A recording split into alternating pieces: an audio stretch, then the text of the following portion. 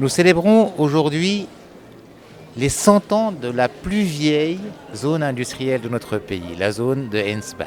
Cette zone a été installée au départ près du port, en dehors de la ville, et puis la ville l'a au fur et à mesure intégrée.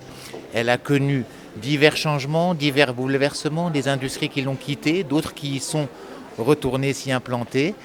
Aujourd'hui, elle dispose de 500 unités industrielles qui font travailler plus de 40 000 Marocaines et Marocains. Nous sommes très fiers de cette zone.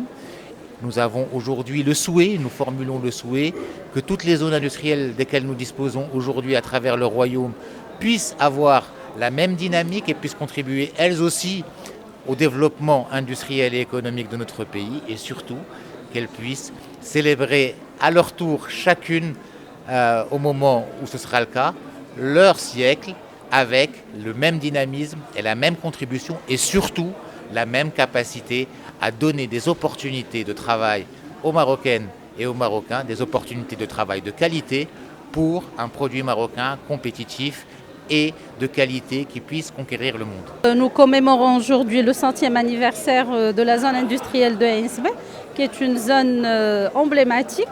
Nous parlons quand même d'une période de 100 ans de l'existence d'une zone industrielle qui bien sûr est fort importante pour la région et pour la ville de Casablanca en l'occurrence. Elle représente 42% de la main-d'œuvre qui travaille dans cette zone qui est fort importante, fort d'impact économique éventuellement. La préfecture de Isbaha Mohamedi reste dans son ensemble l'une des préfectures les plus importantes sur la ville de Casablanca. Elle est emblématique par son histoire, par son historique, que ce soit culturel, que ce soit théâtral, que ce soit aussi industriel. Et donc, on ne peut que inaugurer et commémorer cet anniversaire avec beaucoup de noblesse et beaucoup d'enthousiasme. Nous comptons bien sûr dans l'avenir développer encore des zones industrielles sur la ville de Casablanca. Nous avons senti le besoin. On a senti que les Casablancais, les jeunes en l'occurrence qui sont au chômage actuellement, ont besoin d'un coup de main, si ce n'est que pour certaines zones industrielles où on pourra donner des locaux, où ils pourront éventuellement démarrer Barnamaj Força et ainsi de suite. Donc vraiment, il y a tellement on veut aider les jeunes. Et c'est à travers ces zones industrielles que nous pourrons aider les jeunes à concrétiser leurs rêves, à faire de l'auto-entrepreneuriat et pourquoi pas à s'émanciper dans la vie économique de la ville de Casablanca. Donc le but aujourd'hui, c'est vraiment donner un coup de pouce à cette industrie qui est très importante pour notre ville. Elle représente quand même le poumon économique du Maroc. Nous célébrons le centenaire de cette zone industrielle qui est la doyenne des zones industrielles nationales.